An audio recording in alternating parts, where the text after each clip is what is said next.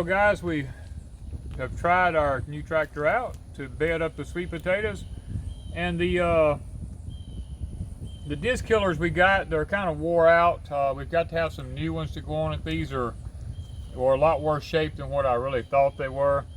We didn't have enough, we don't have enough of these things right here to be able to put the extra plows on. We don't have enough plow shanks to plow the middles out and all that while we're doing all of it at one time. I'll have to come back and put the two that I got on here on the back and plow the middles out in order to get the grass out of the middles. But this little tractor seems like it's working all right. I gotta put a carburetor on it, I know that. Couple of little things, you know, you run across like that. Wanda and I have decided to go ahead and finish rebuilding it to its max. And you know, all the stickers that go on it and things to this nature. We've got a few little odd and end things that we want to do to it.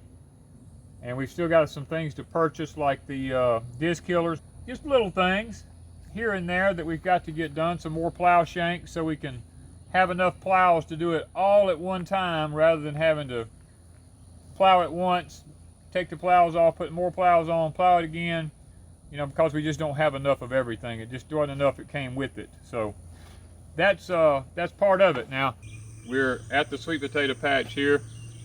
These sweet potatoes here, there's about 150 right here behind me. We actually have 3 fields of them.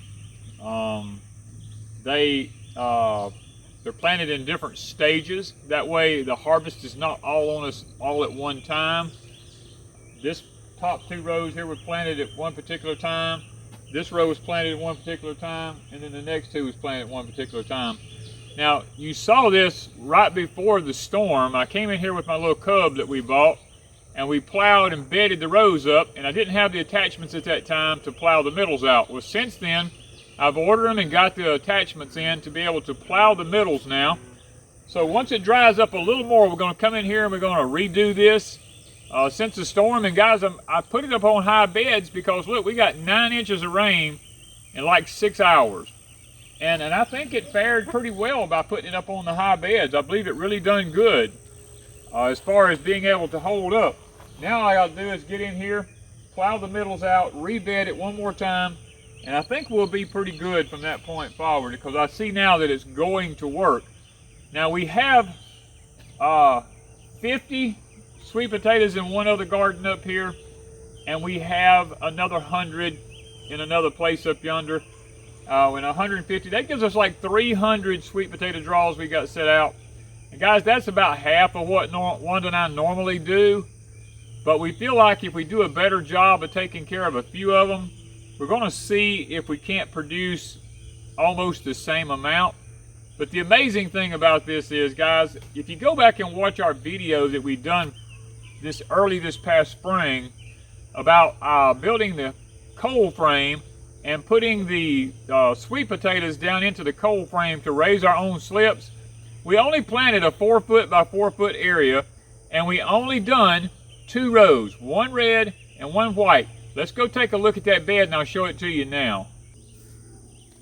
All right guys, this is the sweet potato bed. We had planted the white ones over here and we planted the red ones over here. We've planted all the white ones that we want. We've planted all the red ones that we want. 300 have come out of this bed. We've given the family members probably maybe close to 100 out of the bed, just give them away and to family. And if I pull these up, they will continue to come. That's why I tell people, grow your sweet potatoes in the dirt. Now, one thing that a lot of people don't understand, this dirt has got to be soft, it has got to be rich, and it has got to be 70 degrees. Unless that dirt reaches 70 degrees, these sweet potato slips will not start growing off of the potatoes. And that's where most people don't understand. I've got mine planted and they've been planted for a month and they haven't come up. What temperature is the soil? That soil, sweet potatoes are heat-loving plants. And I'll give you a little demonstration here. People go, well, what about harvesting? You know, I don't understand harvesting them. You take like this one right here. if I wanted to harvest this, what I would do is I come in here and just take my finger and just kind of break the ground around a little bit, work it around, and I just gradually ease it up like this. And as it comes up, you see all those roots on it there? That's what you end up with right there.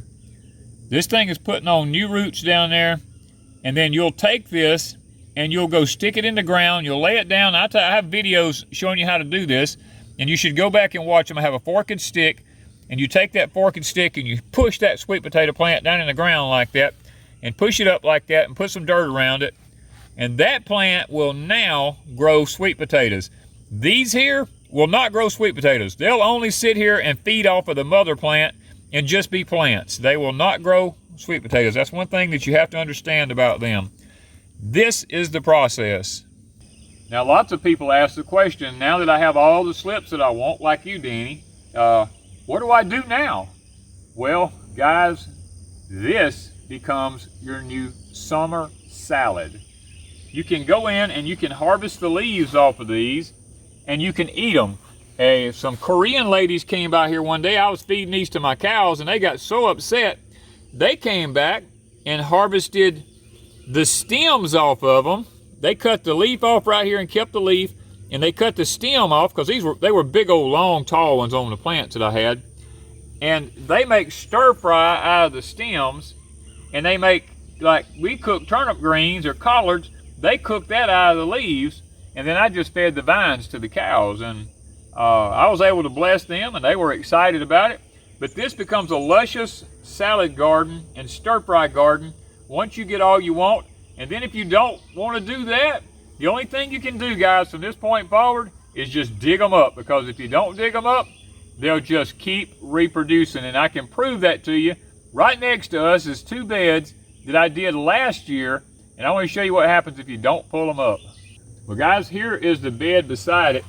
This one I had potatoes in last year, and I never did dig them up. And to be honest with you, these things just keep coming up. I just keep pulling them up, feeding them to the cows and stuff, and to the chickens. And I'm going to have to go in and turn this bed and get all those old potatoes out of the ground, because these are from last year. They're still coming up from last year. Now, will these make potatoes this year? And the answer is still no, because they're still feeding off a part of the potato that's underground there. As a matter of fact, I can show you here. This one here is 2 years old now. And here's what you're going to see if I can find that potato. I know it's probably there. There it is. Now, that potato has been in the ground 2 years now. Look at that.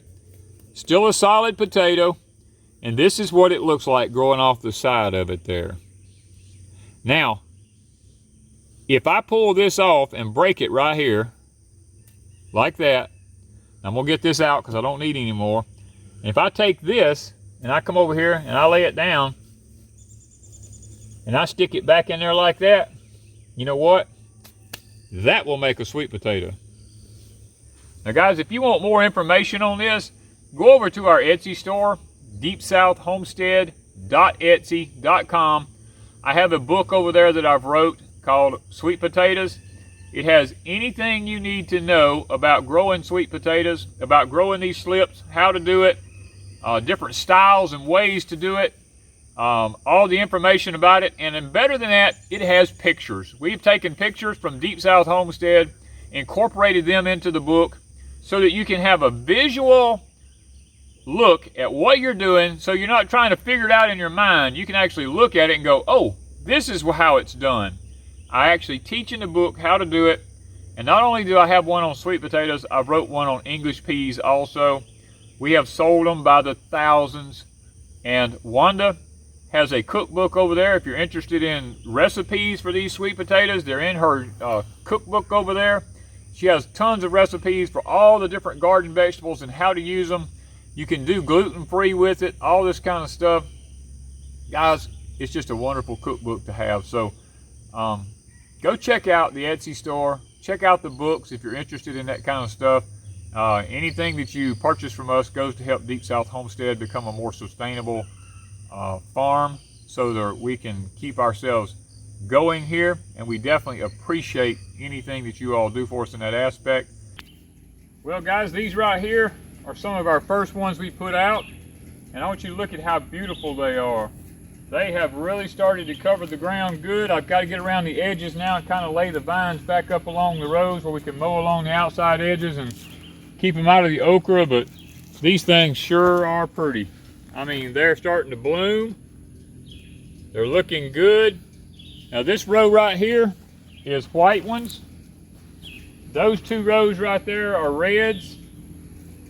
And I think these right here are going to do really well this year. This is the first time we've had them in this particular garden here, and we're kind of anxious to see how well they do. And if they do really good, next year we might, instead of planting in so many different places, we may put them all in this garden right here.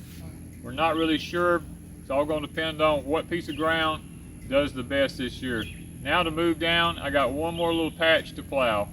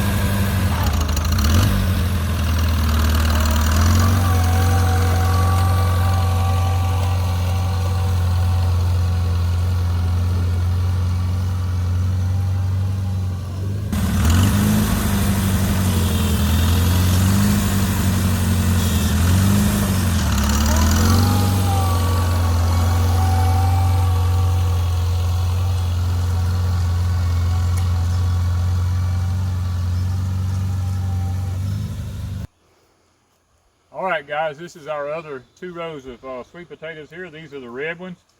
We've got a little hand weeding to do right on top of the rows, but basically we got the sides all took care of now. And hopefully when this tropical system gets in here, we'll have all this taken care of. So remember, go check out our sweet potato manual over on our Etsy store, deepsouthhomestead.etsy.com. And if you're interested in it, you can purchase you one there. We also have a English P manual that we have written there. Wanda has cookbooks over there. Guys, there's lots of things on our Etsy store that may interest you if you're a homesteader. Check it out.